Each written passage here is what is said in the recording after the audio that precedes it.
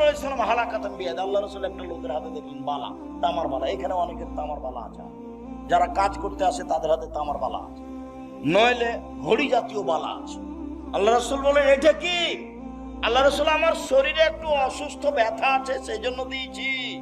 আরে এইটা দিয়ে তোমার ব্যথাই বেশি হবে, কমবে না, তুমি এটা খুলে ফেলো। তুমি যদি মরে যাও আর এটা যদি তোমার গায়ে থাকে তোমাকে জাহান্নামে যেতে হবে। কেউ বালা অবস্থায় এখান থেকে উঠে যাবেন না, হাতে যা আছে রাবার বালা আছে এখনই 1 মিনিট রেখে চলে গেলে, মারা গেলে জান্নাত হবে ইনশাআল্লাহ, রেখে জান্নাত হবে না। রাসূল সাল্লাল্লাহু আলাইহি সাল্লাম বলেন মান তালাকা তামিম ফাকাদ আশরাকা, কেউ যদি তাবিজ মাদুলি ঝুলায় তাহলে শিরক করলো। হুজুর যত বড়ই হোক, পাগড়ি যত বড়ই হোক, আলখাল্লা যত বড়ই হোক, কোরআন মাজিদ দিয়ে যদি তাবিজ লিখে দেয় তবে হুজুর মুশরিক, আর কাজ শিরক, বিনিময় জাহান্নাম। মাদুলি আপনার গায়ে, আপনার স্ত্রীর গায়ে, আপনার ছেলের গায়ে, আপনার মেয়ের গায়ে, গলায় কাউর থাকবে না, 1 সেকেন্ড থাকবে না। যদি কবিরাজ বলে, হুজুর বলে যে এই বালা ছাড়া, তাবিজ ছাড়া আপনার স্ত্রীর গা থেকে জিন যাবে না, আপনার স্ত্রী বলবে মরে যাব তবুও বালা তাবিজ গায়ে দিব না। আরে 10 দিন পরে মরতাম, না হলে এখনই মরলাম। বেঁচে থাকতে থাকতে আর শেষে তো একদিন আছে নাকি? মালাকুল মউত আল্লাহকে গিয়ে বলছেন যে আপনি যে একটা লোকের কাছে আমাকে পাঠালেন, তা আমি তাকে জান কবজের কথা বললাম, 1 থাপড় দিয়েছে, আমার যে 1 চোখ কানা হয়ে গেল। আচ্ছা ঠিক আছে, তুমি তাকে গিয়ে বলো যে গাভীর গায়ের উপরে হাত দেন। তো উনি গাভীর গায়ের উপরে হাত দিলেন। তখন জিবরাইল মালাকুল মউত বলছেন হাতের নিচে যতটি লোম আছে ততদিন আপনি বাঁচবেন। তখন মুসা আলাইহিস সালাম বলছেন তারপরে? বলে তারপরে মরণ। ও, তারপরে যদি মরণ তার এখনই হোক। ইনি মুসা আলাইহিস সালাম 1 থাপ্পড় দিয়েছিলেন মালাকুল মউতকে। হাদিস বুখারী মুসলিম। চোখ একটা নষ্ট হয়ে গেছিল, এটা হাদিস বুখারী মুসলিম। কিভাবে কি এগুলো আমার ভাববার সুযোগ নেই, আল্লাহ রাসূল যেভাবে বলেছেন সেভাবে। তো তাবিজ দিয়ে যদি মরণ হয় হোক, কি আছে, 2 দিন পরে তো মরাই লাগবে। করোনা দিয়ে আমি 1 ঘন্টা বেঁচে থাকতে রাজি নই, এ দিয়ে মাস্ক দিয়ে। এরকম কাজ আমি আপনারা যে নিশ্চয় করিনি, করবো না। পৃথিবী যতই সংকীর্ণ, আমি যখন উঠে গেছি তখন বিমানবালা আমাকে বলছে মাস্ক লাগান, ধৈর্য ধারণ করুন, মাস্ক লাগান, ধৈর্য ধারণ। আবার মাস্ক লাগান, ধৈর্য ধারণ। আবার এসে বলছে তোমার চোখ ছিল না যখন আমি বিমানে উঠি, তখন তুমি আমাকে না করে দিতে পারোনি। মনে রেখো আমি আপনারা মাস্ক লাগিয়ে ভাগ্য বাড়াতে রাজি। বুখারী মুসলিমের হাদিস, আল্লাহ রাসূল বলছেন লাদওয়ালা তেরওয়ালা সংক্রামক ব্যাধি শরীয়তে নেই, ভূত বলে কোনো জিনিস নেই, পেঁচার ডাকে কিছু হবে এই কথা নেই, অশুভ ফল শরীয়তে নেই। কার মুখ দেখলে আসলাম যে কাজটা হলো না? কোন মায়া লোকের যে মুখ দেখলাম, কোন মহিলার মুখ দেখেছি সেজন্য কাজ হয়নি, অশুভ ফল, এরকম কিছু ইয়েতে নেই, ইসলামে নেই। আল্লাহ রাসূল বলছেন শোনো, লা তুদি শায়ান শায়া, একজনের রোগ ব্যাধি অপরজনের কাছে যায় না, কারো রোগ ব্যাধি কারো কাছে যায় না, কারো রোগ ব্যাধি কারো কাছে যায় না। 3 বার যখন বলা হয়েছে, পল্লীর মানুষ দাঁড়িয়ে বলছে আল্লাহ রাসূল যায় তো। এই কিভাবে যায়? একটা উটের যদি চুলকুনি ঘাও হয় বাকি সব উটকে হয়ে যায়। এই যে দেখেন সংক্রামক ব্যাধি আছে। ও তাহলে বলো প্রথম জনকে কিভাবে হলো? তখন ও তার পল্লীর মানুষ কিছু বুঝে না, ও তখন আর কিছু বলছে না। বলো তাহলে প্রথমটাকে কিভাবে হলো? এটা আল্লাহ রাসূল বলছেন, তার আমার আর আপনার কথা নয়। তখন আর কিছু বলছে না, তখন বলছে শোনো,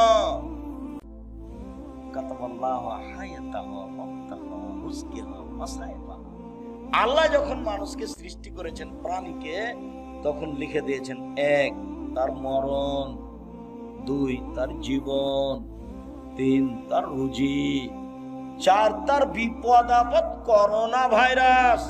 পৃথিবী সৃষ্টির 50,000 বছর পূর্বে যদি আমার নামে করোনা ভাইরাস লেখা থাকে, আর আজ যদি আমি পাথরের ভিতরে ঢুকে থাকি, তবু আমাকে করোনা ধরবেই।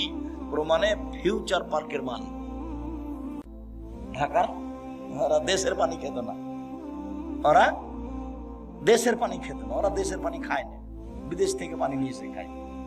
আর রাজশাহী মেডিকেলে করোনা ভাইরাসের মেডিকেলে দেখা গেল যে রোগী যাকে করোনা হয়েছে ওকে যে খাবার দেওয়া হয়েছে, ওই খাবারগুলো সামনে ফেলে দেওয়া হয়েছে, ওরা সবাই খাচ্ছে, ওকে কাউকে করোনা ধরে।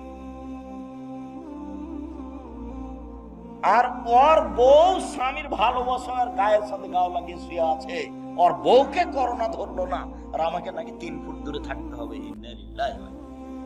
3 ফুট দূরে।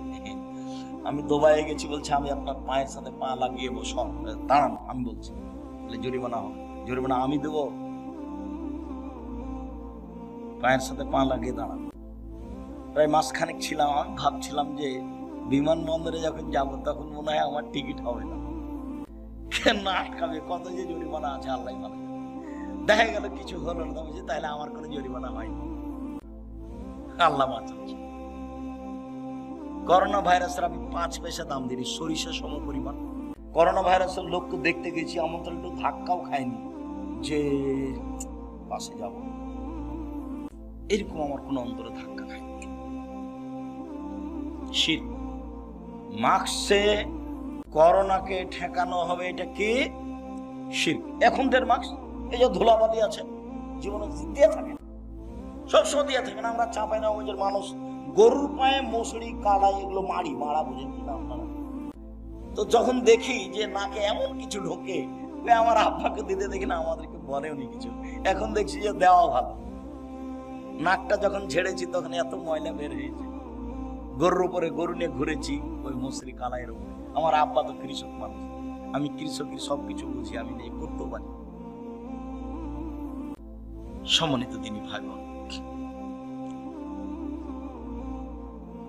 দাখালা রাসূলুল্লাহ সাল্লাল্লাহু আলাইহি সাল্লাম মক্কা ওয়া হালাল মক্কা 360 নসব।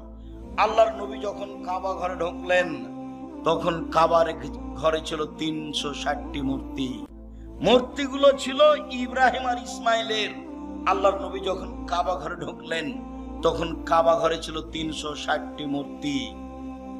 ফাজালা ইয়ানওয়াতুহু, তার হাতে একটা লাঠি ছিল, মূর্তিগুলোকে গুতা দিতে লাগলেন আর বললেন, জাল হক এসেছে সত্য, ওয়া যাহাকাল বাতিল চলে গেছে মিথ্যা, ইন্নাল বাতিলা নিশ্চয় মিথ্যা, কানা যাহুকা চিরদিন মিথ্যা। একবারে মূর্তি সব ভেঙে চুরে একাকার করে। মূর্তিগুলো ছিল ওর বাপের। মূর্তিগুলো কার ছিল? বাপের। কে ওর বাপ? আজর কেন হবে? আজর কথা ইব্রাহিম আলাইহিস সালাম। ইব্রাহিম আলাইহিস সালাম যে মুহাম্মদ সাল্লাল্লাহু আলাইহি ওয়াসাল্লামের পিতা সমতুল্য, মেরাজের হাদিসে বুঝতে পারেননি? সপ্তম আকাশে যখন জিবরাইল গেলেন, তখন আমাদের নবীকে বলছেন, হাজা আদম, হাজা আবুকা ফাসালিম আলাইহি, ইনি আপনার বাপ, ইনি আদম, আপনি তাকে সালাম দেন। আমাদের নবী একটু আগিয়ে গিয়ে বলছিলেন, আসসালামু আলাইকুম ইয়া আবি, আব্বা আপনাকে সালাম। তখন ইব্রাহিম আলাইহিস সালাম বলছেন, ওয়া আলাইকা সালাম ইবনি সালেহ, নবী সালেহ, ও আমার সৎ ছেলে, সৎ নবী, তোমাকেও সালাম। দেখেন তো বাপ বেটা। আর আপনার স্ত্রী শোকে যে প্লেট কিনে রেখেছে, সেগুলো হলো চিংড়ি মাছ, দেখবেন সবাই প্লেট আছে। আর বাটিটা, তরকারির বাটিটা হচ্ছে রুই মাছ, কাতল মাছ। চিরুনিটা পশু প্রাণী, কাঁকড়া দিয়ে ভর্তি। যদি সত্যিকারী মুসলমান হন, মোমেন তো পরে, মুসলমান হলে আজকে বাড়িতে গেলে একটা থাকবে না, যা আছে পুতুল আছে, মূর্তি আছে, প্লেট আছে, সব ভেঙে ফেলে দিতাম, প্লেট ভেঙে ফেলে দিতাম। একবারে গিয়ে শোকেস থেকে ওই বাটিটা যেটা রুই মাছ আছে, একবারে কাঁপ কিছু করে ফেলে দিতাম। তাহলে তুমি আসলে তোমার ভিতরে ঈমান আছে না, তুমিও মুনাফিক।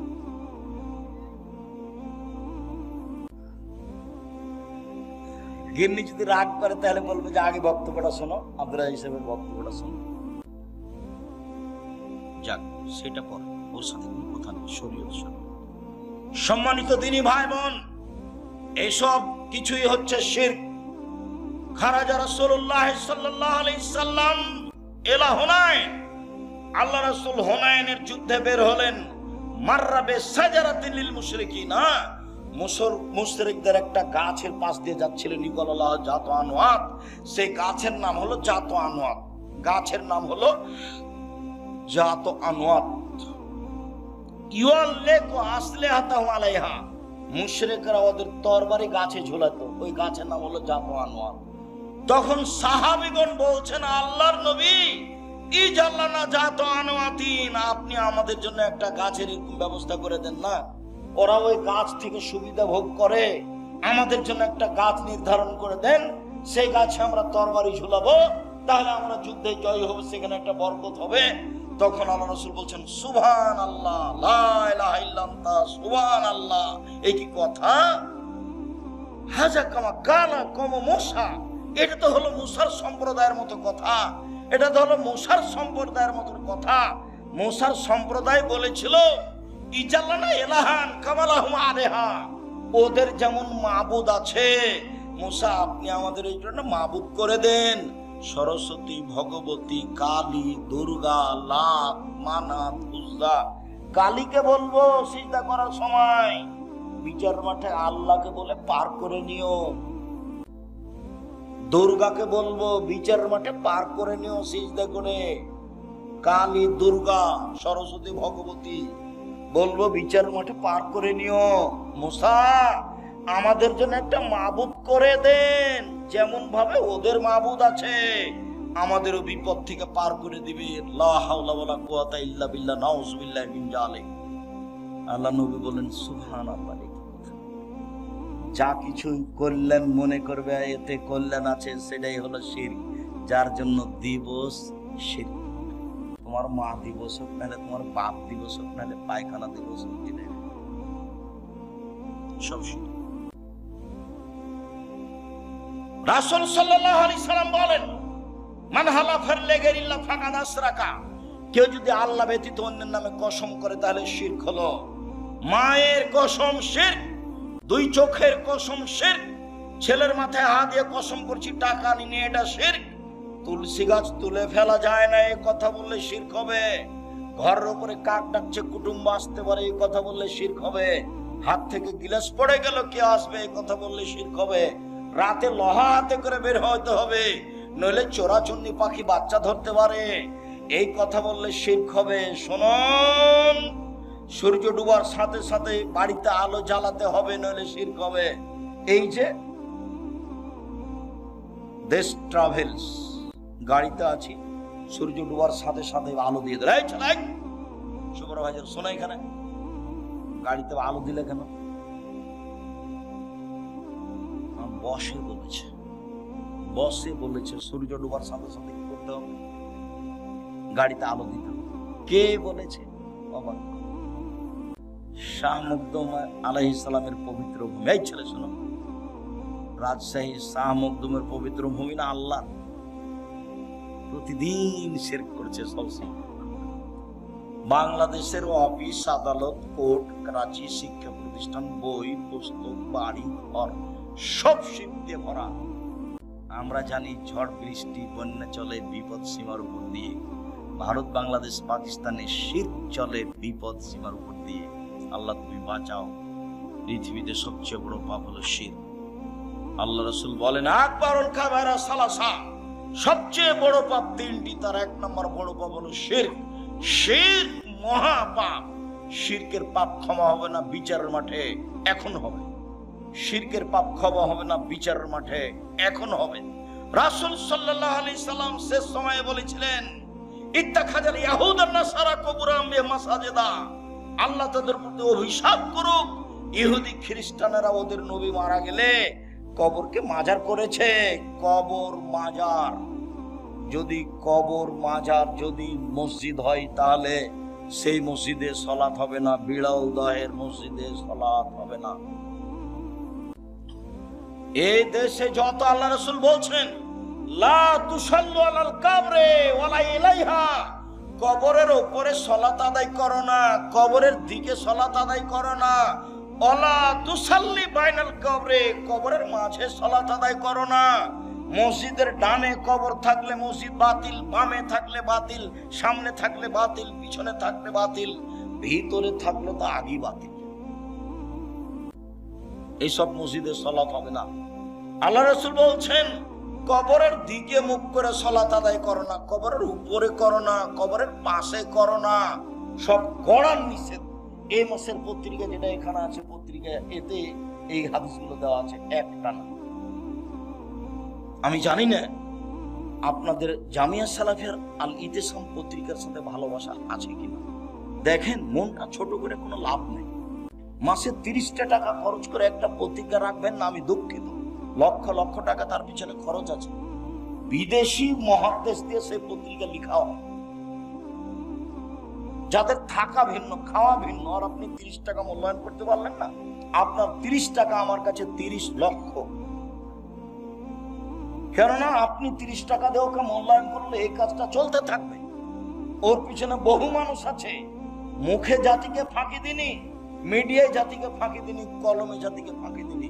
কোথাও অপ্রয়োজনীয় কথা কর্ম লিখে কলম ভর্তি করিনি। সেটা যেটাই নেন, নামাজের উপরে নেন, দুয়ার উপরে নেন, আদর্শ পরিবার নেন, আদর্শ নারী নেন। আর আমার দিনী বোন যারা, তাদেরকে একটা কথা বলি, বেগম রোকেয়া বই লিখেছে অবরোধবাসিনী, মানে মহিলারা হলো অবরোধবাসিনী। সেই জন্য রংপুরের আর একজন মহিলা বই লিখেছে কেন হবো অবরোধবাসিনী। অবরোধবাসিনী মানে অবাক কথা, আমরা কেন অবরোধবাসিনী হব? যেগুলো যেগুলো অন্যায় করেছে সেগুলো বইয়ে উল্লেখ করা আছে। আর বইয়ের নাম হলো শিক্ষা বনাম জাহেলিয়াত। অন থেকে নিয়ে উপর পর্যন্ত প্রায় লেখাই বাতিল, সব হিন্দুদের মুশরিকদের লেখা। মুসলমান হলেও সবই প্রতারণা দিয়ে ভরা, মিথ্যে কথা দিয়ে ভরা। কুকুর শ্রীগালের নাম দিয়ে কবিতা লেখা আছে। যেটা বই পড়বেন সেটাই, যেটা বই উঠাবেন সেটাই মিথ্যা কথা, সেটাই প্রতারণা। যার জন্য বইয়ের নাম শিক্ষা বনাম জাহেলিয়াত। এটা শিক্ষা নয়, এটা প্রতারণা। একটা বাচ্চাকে ধোকা দিয়ে শিক্ষা দেওয়া যায় না। এই ছেলে, মনে নাই তোমার? মনে নাই? কি মনে নাই বলেন তো, কি মনে নাই? হাতি শক্তিশালী প্রাণী। হাতি হলো সিংহ বনের রাজা, হাতি হলো সবার রাজা। তো এখন শিয়ালের কাছে তারা বিচার দিয়েছে যে হাতির বিচার করতে হবে। ও ঠিক আছে, করে দিব।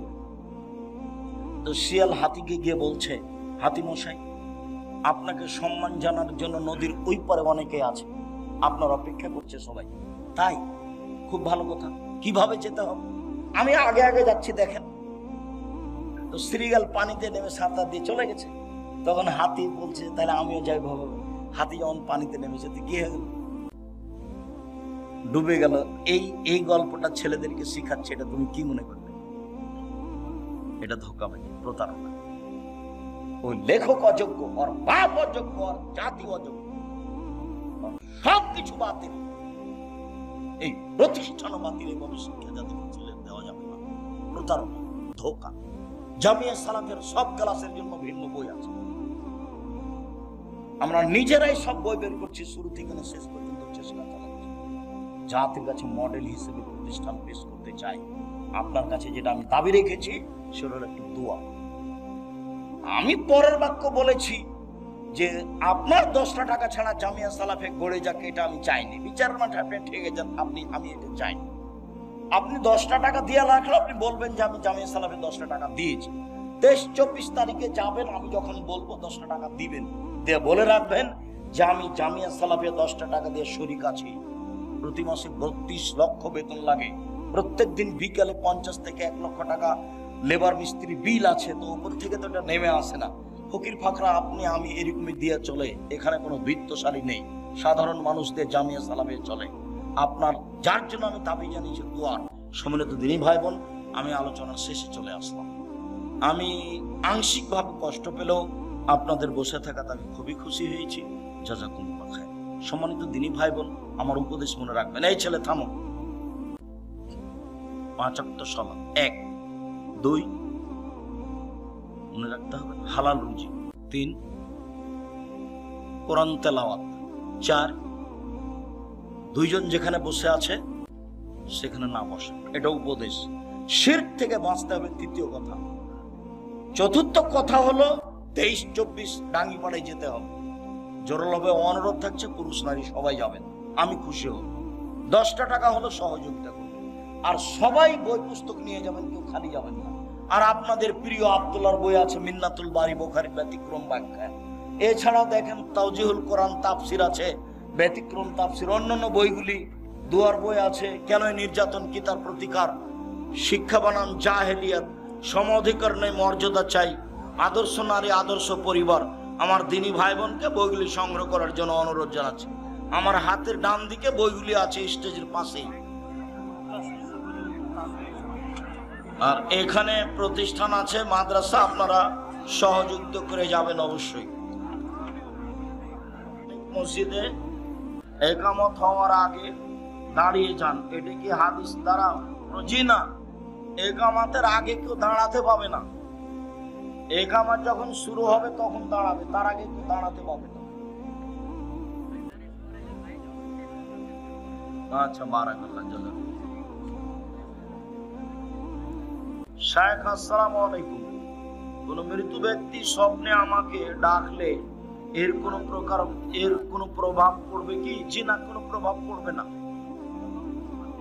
যেই স্বপ্ন খারাপ লাগে সেটা কাউকে বলবেন না। নাউজুবিল্লাহ মিন জালিক বলবেন, 3 বার থুতু বামে দিবেন, 2 রাকাত সালাত আদায় করে নেবেন, ওই স্বপ্নের কোনো প্রতিক্রিয়া থাকবে না। দূরত্ব নেই, পরিস্থিতি যখন বলছে সফর তখন গোসল করুন। আসসালামু আলাইকুম। শায়েখ, হানাফি মাযহাবের লোকেরা বলে থাকে আমাদের আহলে হাদিস বক্তার নাকি গীবত করে থাকে। কে জানে তোমাদের কোনো বক্তা গীবত করে কিনা জানি না। আমি তো হানাফি মাযহাবী নিয়ে কোনোদিন কথা বললাম না, বললে তো আমার কথা বলতে হবে। ওই বক্তাই মানুষের বদনাম করে, তুমি দেখো নেট খুলে। ফিরোজ সাহেব সালাম নেবেন।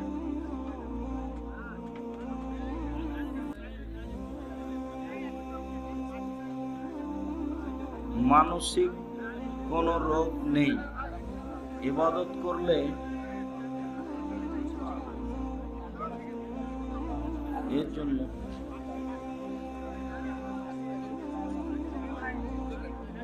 কোন শিশুর নাম ইমাম বুখারী রাখা যাবে? জি না, নাম পান না খুঁজে। ইমাম বুখারীর নাম মোহাম্মদ রাখেন, মোহাম্মদ। পিতা মাতা যদি সালাত আদায় না করে এবং দিন না বুঝে, তাহলে ছেলের করণীয় কি? তুমি সালাত আদায় করো, বাপ মাকে বলতে থাকো। শায়েখ, আমাদের এলাকায় বিবাহে মেয়ে পক্ষ থেকে ডুলি বিবি যায়, আমার ছেলে পক্ষ থেকে কোল ধরা যায়, এইভাবে কি যাতায়াত করা যাবে? জি না, এগুলো হারাম, যাবে না। বিয়েতে বউ ভাত অনুষ্ঠানে কোনো উপহার নেওয়া যাবে? বউ ভাত হারাম, উপহার ওই অনুষ্ঠানে হারাম। আমি অন্যের জমি লিজ নিয়ে পেঁয়াজ রসুন ভুট্টা ও অন্যান্য ফসল চাষাবাদ করি, এক্ষেত্রে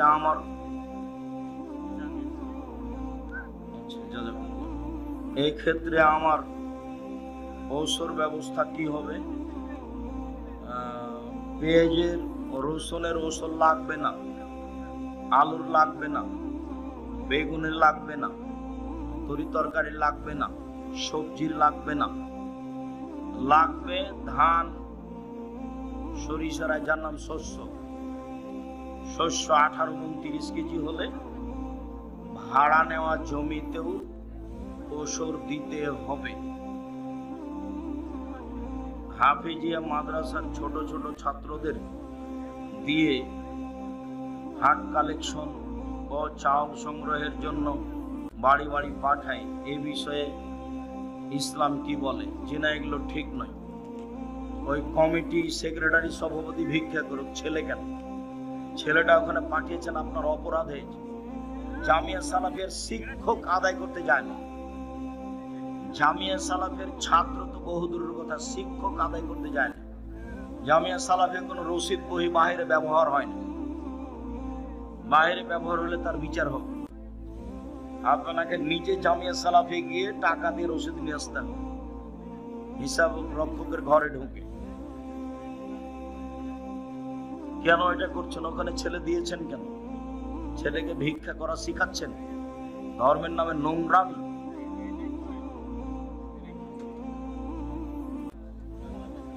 পিতা যদি বিড়ি খায় তাহলে ছেলের করণীয় কি? নিষেধ করবে সম্ভবপর। দাদির আগে বাবা মারা গেছে, নাতি দাদির জমির অংশ পাবে কি? জি না, নাতি দাদির জমি পাবে না। কি করতে হবে? দাদির পক্ষ থেকে ওসিয়ত করে দিতে হবে। 3 ভাগের 1 ভাগ ওসিয়ত করা যায়, যেমন নাতিকে এই পরিমাণ আমি দিয়ে দিলাম,